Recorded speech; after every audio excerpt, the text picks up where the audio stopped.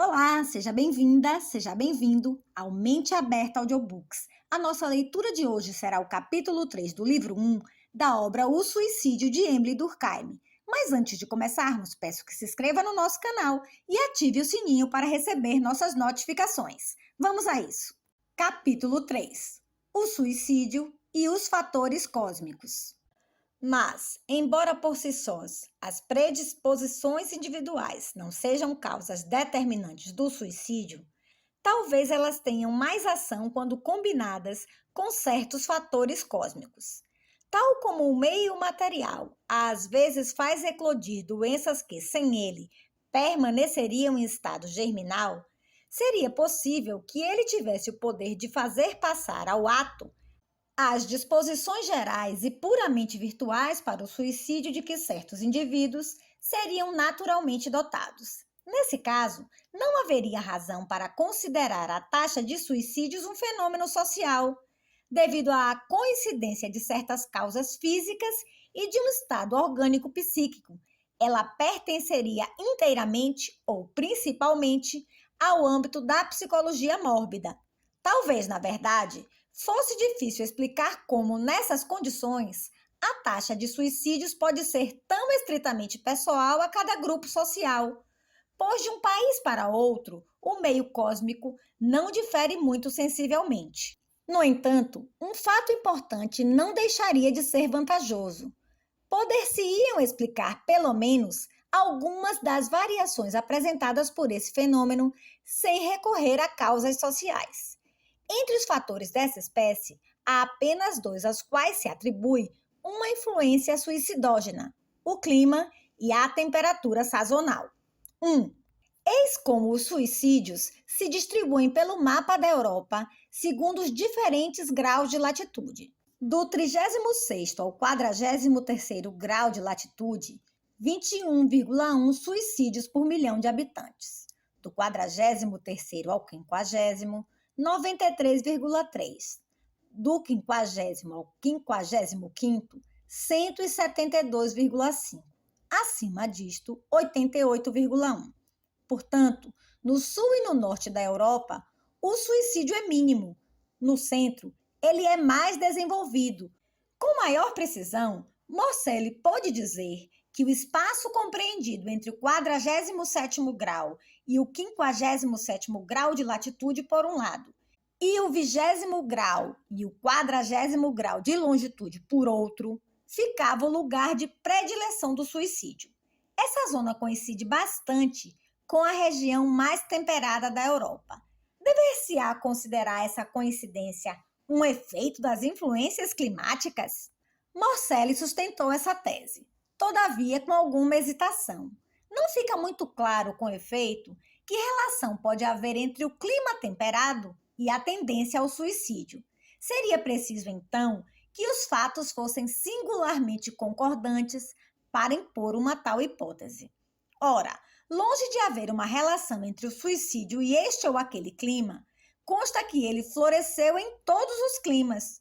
Hoje, na Itália, o suicídio está relativamente ausente, mas foi muito frequente no tempo do Império, quando Roma era a capital da Europa civilizada. Também sob o céu escaldante da Índia, ele foi em certas épocas muito desenvolvido. A própria configuração dessa zona bem mostra que o clima não é a causa dos numerosos suicídios que nela são cometidos. A mancha que ela forma no mapa não é constituída por uma única faixa, mais ou menos regular e homogênea, que abranja todos os países submetidos ao mesmo clima, mas por duas manchas distintas. Uma que tem como centro a Île-de-France e os departamentos circunvizinhos, a outra a Saxônia e a Prússia. Portanto, elas coincidem não com uma região climática nitidamente definida, mas com os dois principais focos da civilização europeia. Por conseguinte, é na natureza dessa civilização, na maneira pela qual ela se distribui entre os diferentes países, e não nas virtudes misteriosas do clima, que se deve buscar a causa da desigual propensão dos povos ao suicídio. Pode-se explicar da mesma maneira um outro fato que Gary já assinalara, que Morcelli confirma por novas observações e que, embora não deixe de apresentar exceções, é bastante geral. Nos países que não fazem parte da zona central, as regiões que mais se assemelham a ela, seja no norte ou no sul, são também as mais atingidas pelo suicídio. Assim, na Itália, o suicídio é desenvolvido sobretudo no norte, ao passo que na Inglaterra e na Bélgica ele o é mais no sul. Mas não há nenhuma razão para se imputarem esses fatos à proximidade do clima temperado. Não será mais natural admitir que as ideias, os sentimentos, em suma, as correntes sociais que impelem ao suicídio com tanta força os habitantes da França setentrional e da Alemanha do Norte se encontram também nos países vizinhos que vivem um pouco a mesma vida, mas com menor intensidade? Isso mostra, aliás, o quanto é grande a influência das causas sociais sobre essa distribuição do suicídio. Na Itália, até 1870, eram as províncias do norte que contavam mais suicídios. O centro vinha em seguida e o sul em terceiro lugar. Mas, pouco a pouco, a distância entre o norte e o centro diminuiu e os lugares acabaram por se inverter.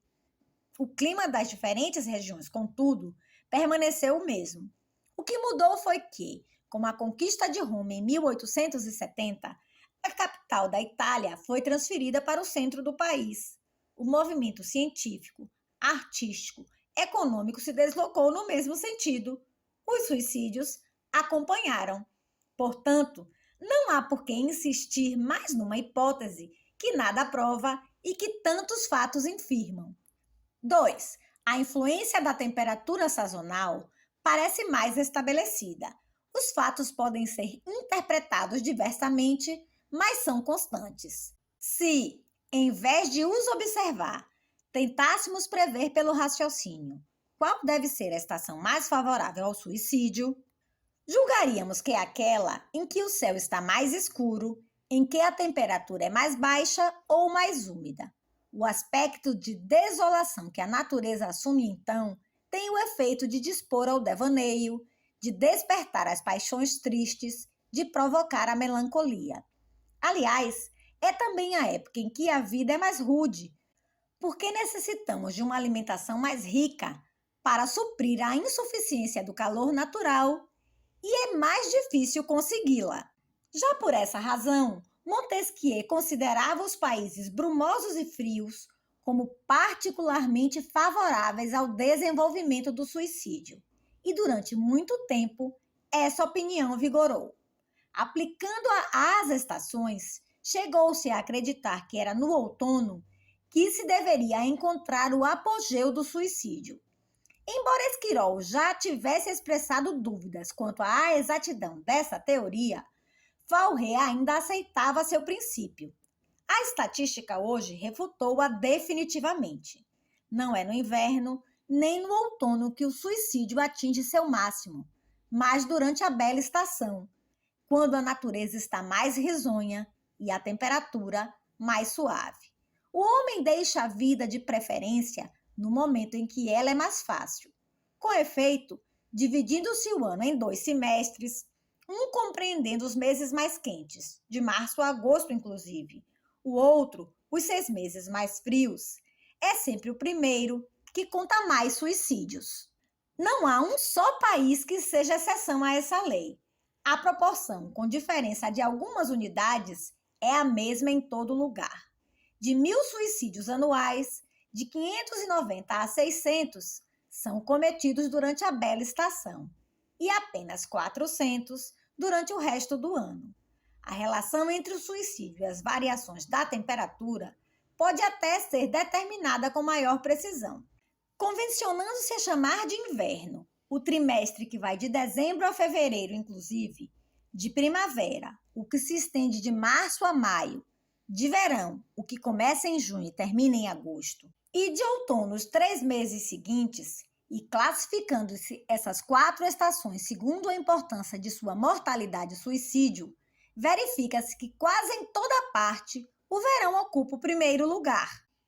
Morcelli comparou, desse ponto de vista, 34 períodos diferentes em 18 estados europeus e constatou que em 30 casos, ou seja, 88 vezes em 100, o máximo de suicídios caía no período estival, apenas 3 vezes na primavera, uma vez no outono.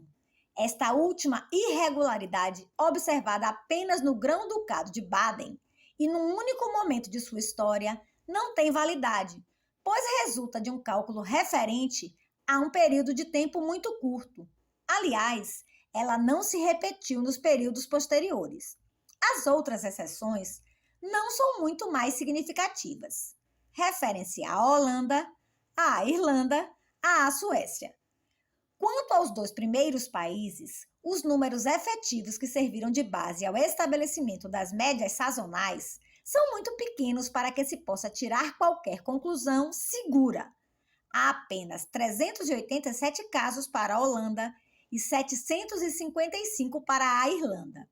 De resto, as estatísticas desses 2 povos não têm a autoridade que seria de desejar. Finalmente, quanto à Suécia, o fato foi constatado apenas durante o período de 1835 a 51. Portanto, se nos ativermos aos estados sobre os quais temos informações autênticas, poderemos dizer que a lei é absoluta e universal. A época em que ocorre o mínimo é igualmente regular, 30 vezes em 34, ou seja, 88 em 100. Ele acontece no inverno, as outras 4 vezes no outono. Os 4 países que se desviam da regra são a Irlanda e a Holanda, como no caso precedente, o Cantão de Berna e a Noruega.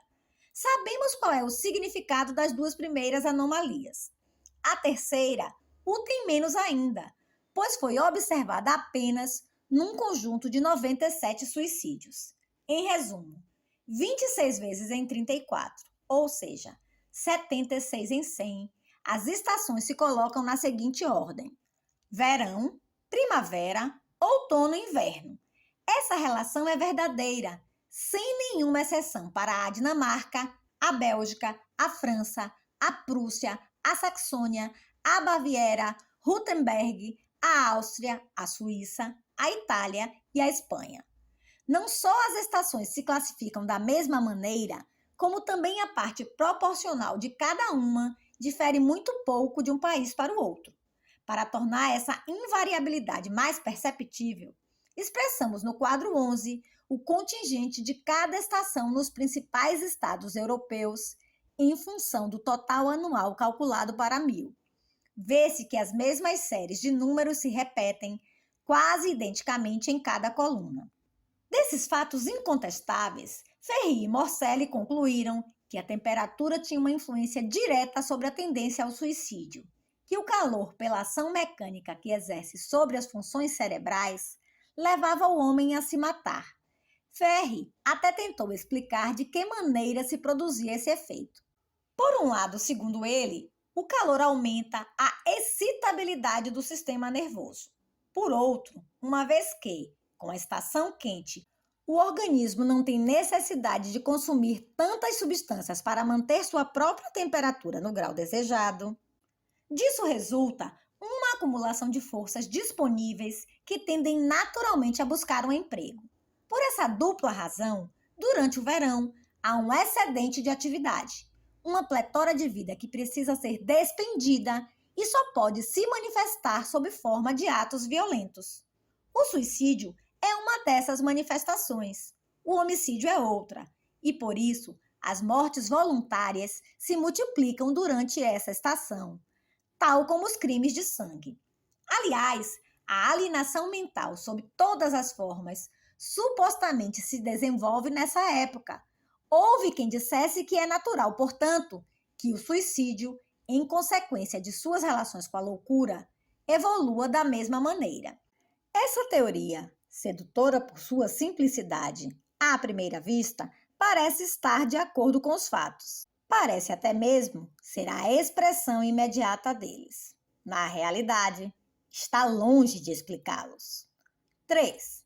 Em primeiro lugar, ela implica uma concepção muito contestável do suicídio. Supõe, com efeito, que ele sempre tenha como antecedente psicológico um estado de superexcitação, que consista num ato violento e só seja possível mediante um grande dispêndio de força. Ora, pelo contrário, com muita frequência, ele resulta de uma extrema depressão. Embora ocorra o suicídio exaltado ou exasperado, o suicídio sombrio é igualmente frequente.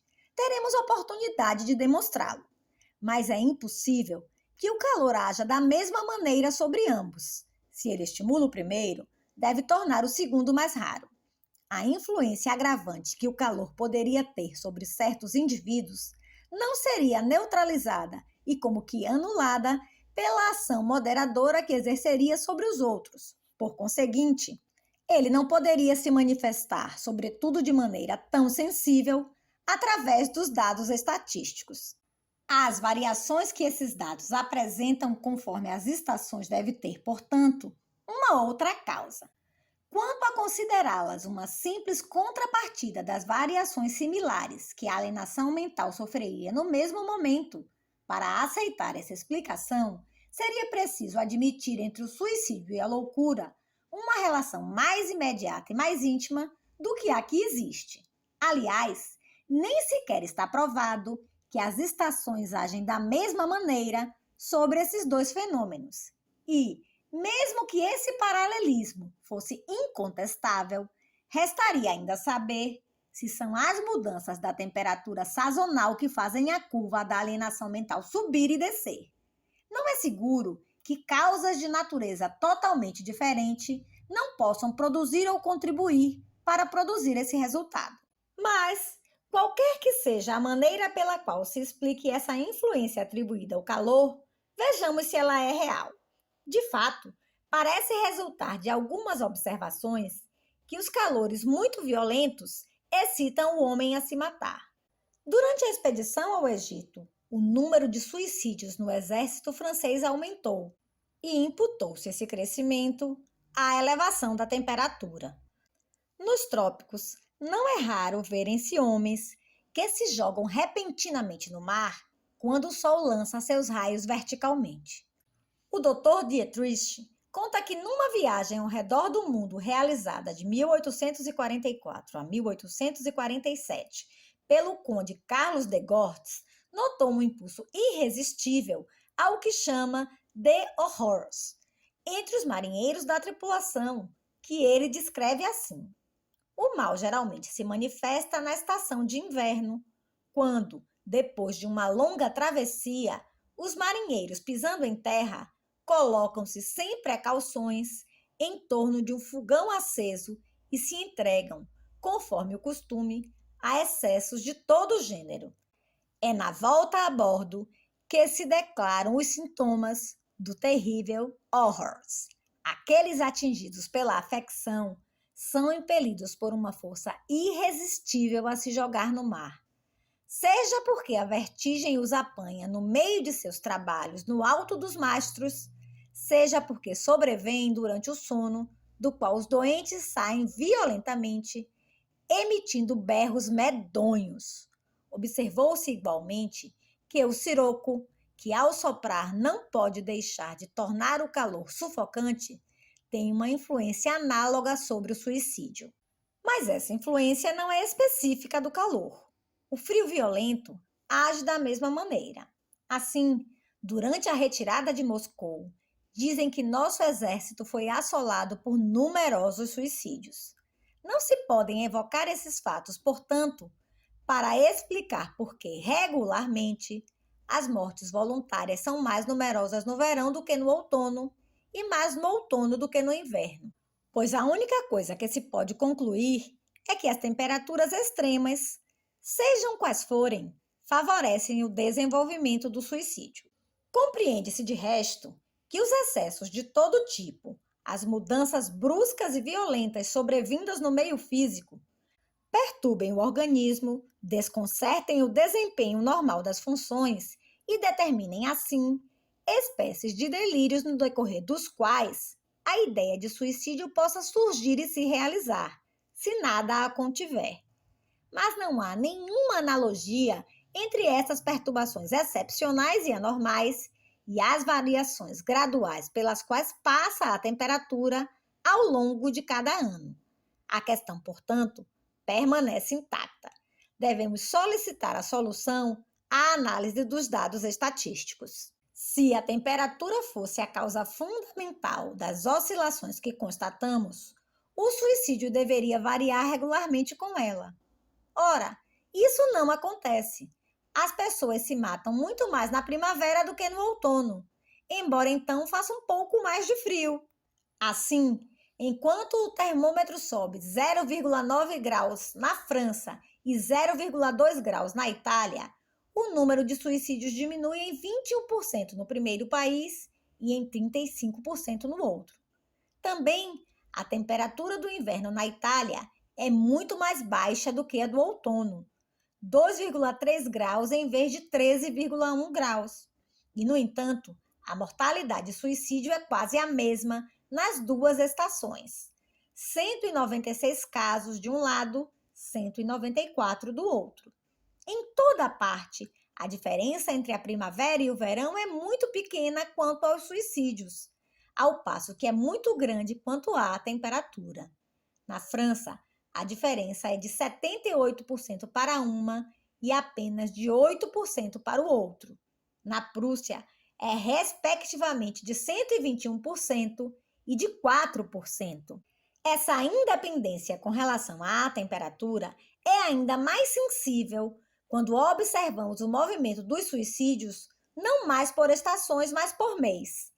As variações mentais estão, com efeito, submetidas à seguinte lei, que se aplica a todos os países da Europa. A partir do mês de janeiro, inclusive, a trajetória do suicídio é regularmente ascendente de mês para mês, até por volta de junho, e regularmente regressiva a partir desse momento, até o final do ano.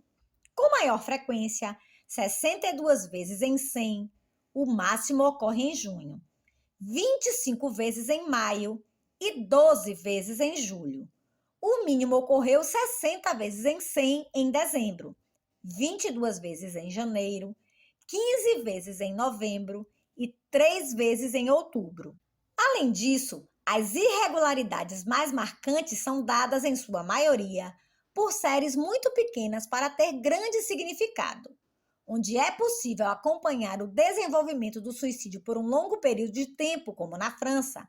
Vemos que ele cresce até junho, decresce em seguida até janeiro, e a distância entre os extremos não é inferior a 90% ou 100% em média.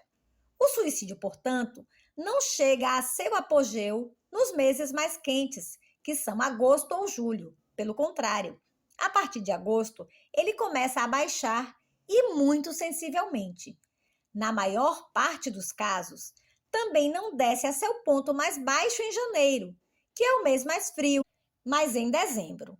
O quadro 11 mostra para cada mês que a correspondência entre os movimentos do termômetro e os do suicídio não tem nada de regular nem de constante. No mesmo país, meses cuja temperatura é sensivelmente a mesma produzem um número proporcional de suicídios muito diferente. Por exemplo, maio e setembro, abril e outubro na França, junho e setembro na Itália, etc.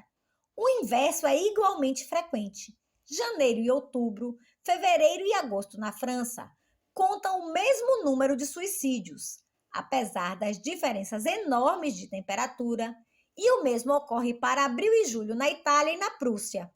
Além do mais, os números proporcionais são quase rigorosamente os mesmos para cada mês nesses diferentes países, embora a temperatura mensal seja muito desigual de um país para o outro. Assim, maio, cuja temperatura é de 10,47 graus na Prússia, de 14,2 graus na França e de 18 graus na Itália, mostra na primeira 104 suicídios, 105 na segunda e 103 na terceira. Pode-se fazer a mesma observação para quase todos os outros meses. O caso de dezembro é particularmente significativo. Sua participação no total anual de suicídios é rigorosamente a mesma para as três sociedades comparadas. 61 suicídios por mil. E, no entanto, o termômetro nessa época do ano marca, em média, 7,9 graus em Roma, 9,5 graus em Nápoles, ao passo que na Prússia ele não sobe a mais de 0,6 grau. Além de não serem as mesmas, as temperaturas mensais evoluem segundo leis diferentes nas diferentes regiões. Assim, na França, o termômetro sobe mais de janeiro a abril do que de abril a junho, ao passo que na Itália ocorre o inverso. As variações termométricas e as do suicídio, portanto, não têm nenhuma relação. Se, por outro lado, a temperatura tivesse a influência que se supõe, esta deveria fazer-se sentir igualmente na distribuição geográfica dos suicídios. Os países mais quentes deveriam ser os mais atingidos. A dedução se impõe com tanta evidência que a própria escola italiana recorre a ela quando resolve demonstrar que a tendência homicida também aumenta com o calor. Lombroso e Ferri empenharam-se em determinar que, como os assassínios são mais frequentes no verão do que no inverno, também são mais numerosos no sul do que no norte. Infelizmente, quando se trata do suicídio, a prova se volta contra os criminologistas italianos, pois é nos países meridionais da Europa que ele é menos desenvolvido. A Itália conta 5 vezes menos suicídios do que a França. A Espanha e Portugal são quase indenes. No mapa francês dos suicídios, a única mancha branca de alguma amplitude é formada por departamentos situados ao sul do Loire. Sem dúvida, não pretendemos dizer que essa situação seja realmente um efeito da temperatura, mas seja qual for sua razão, ela constitui um fato inconciliável com a teoria que considera o calor um estimulante do suicídio. A percepção dessas dificuldades e dessas contradições levou Lombroso e Ferri a modificarem ligeiramente a doutrina da escola, sem, no entanto, abandonar seu princípio. Segundo Lombroso, cuja opinião é reproduzida por Moselli, o que incitaria ao suicídio não seria tanto a intensidade do calor, mas a chegada dos primeiros calores, o contraste entre o frio, que se vai, e a estação quente que se inicia. Esta surpreenderia o organismo no momento em que ele ainda não está habituado a essa nova temperatura. Mas basta dar uma olhada no quadro 11 para verificar que essa explicação é desprovida de qualquer fundamento. Se ela fosse exata, deveríamos ver a curva que ilustra os movimentos mensais do suicídio permanecer horizontal durante o outono e o inverno e depois subir de repente, no momento preciso em que chegam esses primeiros calores, fonte de todo o mal, para voltar a descer também bruscamente, uma vez que o organismo tivesse tido tempo de se aclimatar. Ora, pelo contrário, sua trajetória é perfeitamente regular. A subida, enquanto dura, é quase a mesma de um mês para o outro. Ela se eleva de dezembro para janeiro, de janeiro para fevereiro, de fevereiro para março, ou seja, durante os meses em que os primeiros calores ainda estão longe, e desce gradualmente de setembro a dezembro, quando os calores já terminaram há tanto tempo que não se pode atribuir esse decréscimo a seu desaparecimento. Aliás, em que momento eles aparecem? Em geral, convenciona-se que começam em abril. Com efeito, de março para abril, o termômetro sobe de 6,4 graus para 10,1 graus. O aumento é, portanto, de 57%, ao passo que é de apenas 40% de abril para maio, de 21% de maio para junho. Dever-se-ia constatar, assim, um aumento excepcional de suicídios em abril. Na realidade, o crescimento que se produz então não é superior ao que se observa de janeiro para fevereiro, 18%. Enfim, como esse crescimento não só se mantém, como ainda prossegue, embora mais lentamente até junho e mesmo até julho, parece difícil imputá-lo à ação da primavera, a não ser que essa estação seja prolongada até o fim do verão, excluindo-se dela apenas o mês de agosto. Por outro lado, se os primeiros calores fossem tão funestos, os primeiros frios deveriam ter a mesma ação. Esses frios também surpreendem o organismo, que se desabituou deles e perturbam as funções vitais até que a readaptação seja um fato consumado. No entanto, no outono, não se produz nenhuma ascensão que se assemelhe sequer de longe à observada na primavera. Assim, não entendemos como Morcelli, depois de reconhecer que, segundo sua teoria, a passagem do calor ao frio deve ter os mesmos efeitos que a transição inversa, possa ter acrescentado: essa ação dos primeiros frios pode ser verificada, seja nos quadros estatísticos, seja mais ainda na segunda elevação apresentada por todas as nossas curvas no outono, nos meses de outubro e novembro. Isto é, quando a passagem da estação quente para a estação fria é sentida mais intensamente pelo organismo humano e especialmente pelo sistema nervoso. Basta nos remetermos ao quadro 11 para ver que essa afirmação é absolutamente contrária aos fatos. Dos próprios números dados por Morcelli, resulta que, de outubro para novembro, o número de suicídios não aumenta em quase nenhum país, mas, ao contrário, diminui. As únicas exceções são a Dinamarca, a Irlanda, um período da Áustria, 1851 a 54, e nos 3 casos o aumento é mínimo. Na Dinamarca, os suicídios passam de 68 por mil para 71. Na Irlanda, de 62 para 63. Na Áustria, de 65 para 68. Também em outubro, só ocorre aumento em 8 casos para 30 e uma observação, ou seja, durante um período da Noruega, um da Suécia, um da Saxônia, um da Baviera, da Áustria, do Ducado de Baden e 2 de Württemberg. Todas as outras vezes, há diminuição ou estabilidade.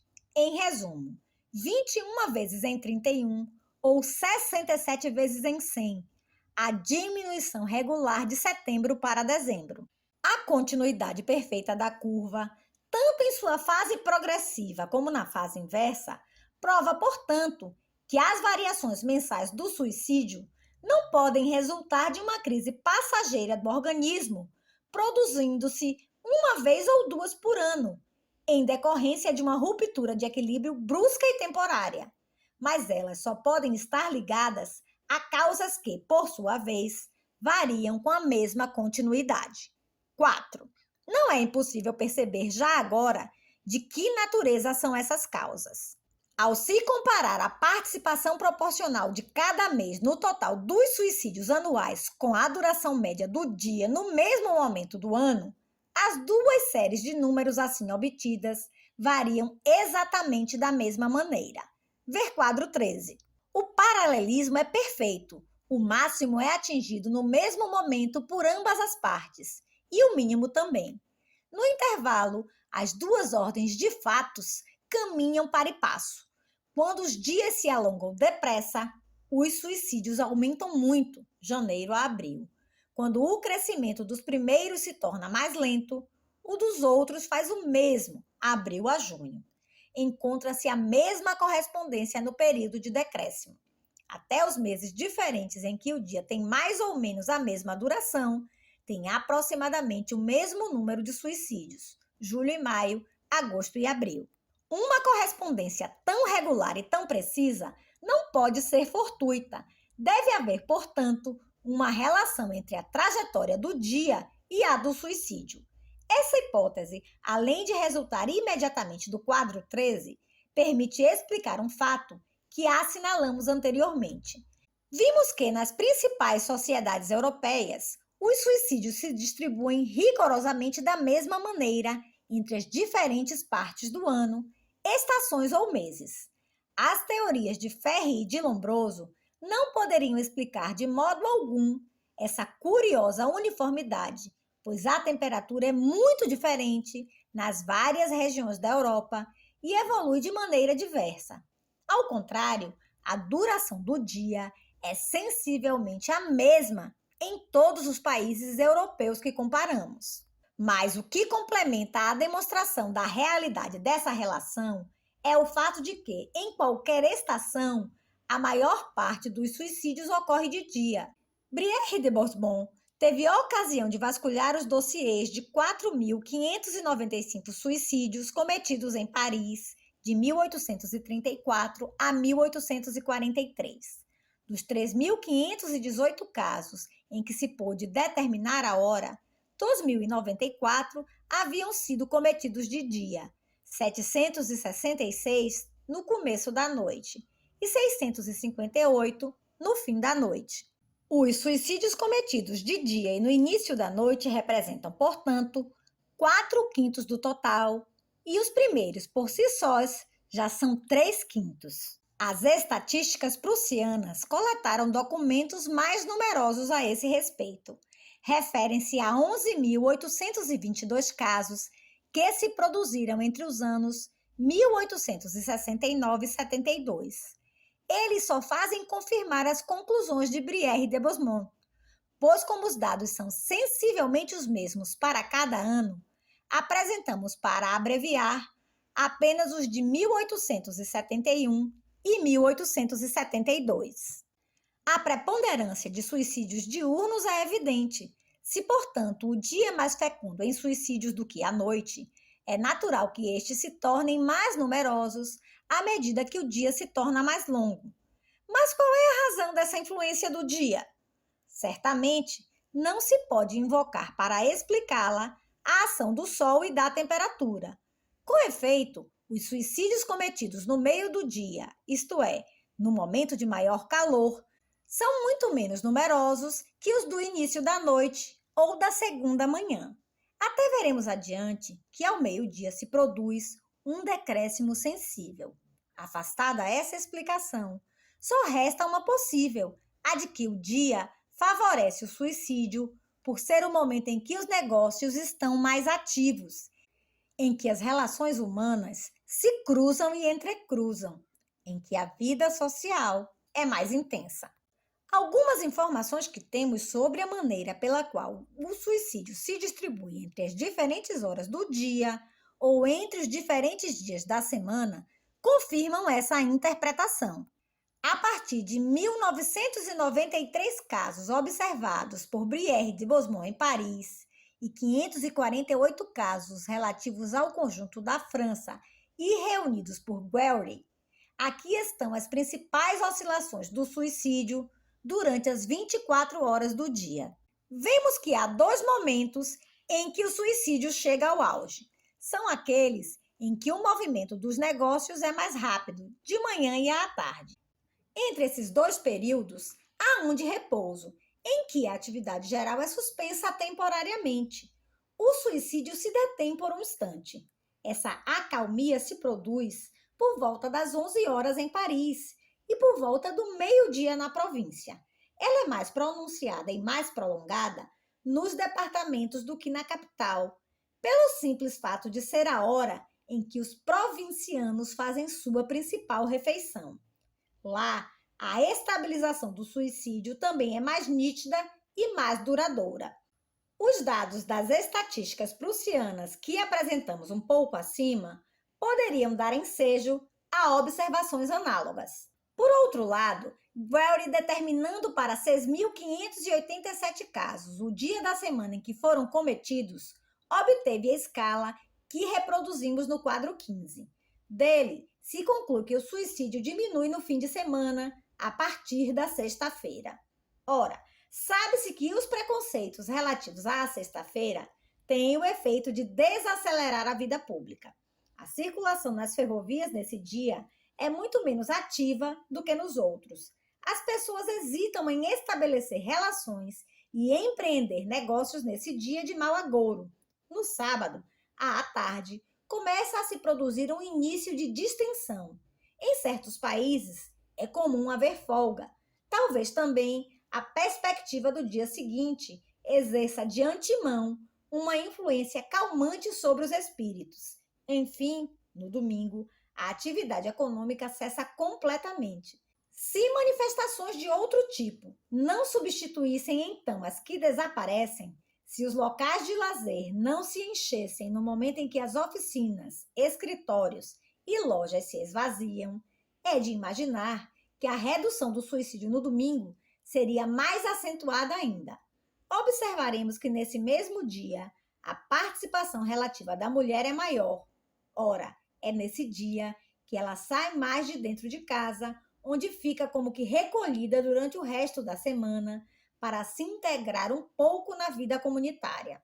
Tudo converge, pois, para provar que se o dia claro e o momento que mais favorece o suicídio é por ser também aquele em que a vida social está em plena efervescência, estamos então diante de uma razão que nos explica por que o número de suicídios se eleva à medida que o sol permanece mais tempo acima do horizonte. É que o simples prolongamento dos dias abre, de certo modo, um tempo mais amplo para a vida coletiva. Seu repouso começa mais tarde e acaba mais cedo. Ela tem mais espaço para se desenvolver. É necessário, portanto, que os efeitos que ela implica se desenvolvam nesse mesmo tempo. E como o suicídio é um deles, que ele aumente. Mas essa primeira causa não é a única. Se a atividade pública é mais intensa no verão do que na primavera, e mais na primavera do que no outono e do que no inverno, não é apenas porque o quadro exterior no qual ela se desenrola se amplia à medida que o ano avança. É porque ela é diretamente incitada por outras razões. O inverno é para o campo uma época de repouso que chega à estagnação. Toda a vida como que se interrompe. As relações são raras por causa das condições da atmosfera e porque a desaceleração dos negócios faz com que percam a razão de ser. Os habitantes mergulham num verdadeiro sono. Mas, com a primavera, tudo começa a despertar. As ocupações são retomadas, travam-se relações, as trocas se multiplicam, produzem-se verdadeiros movimentos populacionais para satisfazer as necessidades do trabalho agrícola. Ora, essas condições particulares da vida rural não podem deixar de ter grande influência sobre a distribuição mensal dos suicídios, pois o campo fornece mais da metade do número total de mortes voluntárias. Na França, de 1873 a 1878, contava-se no campo 18.470 casos, sobre um total de 36.365. É natural, portanto, que eles se tornem mais numerosos à medida que nos afastamos da estação fria. Atingem seu máximo em junho ou julho, ou seja, na época em que o campo está em plena atividade. Em agosto, tudo começa a se tranquilizar. Os suicídios diminuem. A diminuição só é rápida a partir de outubro e principalmente de novembro. Talvez seja porque várias colheitas só ocorrem no outono. As mesmas causas agem, aliás, sobre o conjunto do território, embora em menor grau. A vida urbana também é mais ativa durante a estação quente. Como as comunicações são mais fáceis, as pessoas se deslocam com maior facilidade e as relações intersociais se tornam mais numerosas. Com efeito, eis como se distribuem, por estação, as receitas de nossas principais linhas ferroviárias apenas de alta velocidade no ano de 1887. Inverno, 71,9 milhões de francos. Primavera, 86,7 milhões de francos. Verão, 105,1 milhões de francos. Outono, 98,1 milhões de francos. O movimento interno de cada cidade passa pelas mesmas fases. Durante esse mesmo ano de 1887, o número de passageiros transportados de um ponto a outro de Paris cresceu regularmente de janeiro, 655.791 passageiros, a junho, 848.831, para decrescer com a mesma continuidade a partir dessa época até dezembro, 659.960. Uma última experiência irá confirmar essa interpretação dos fatos. Se pelas razões que acabam de ser indicadas, a vida urbana deve ser mais intensa no verão e na primavera do que no resto do ano.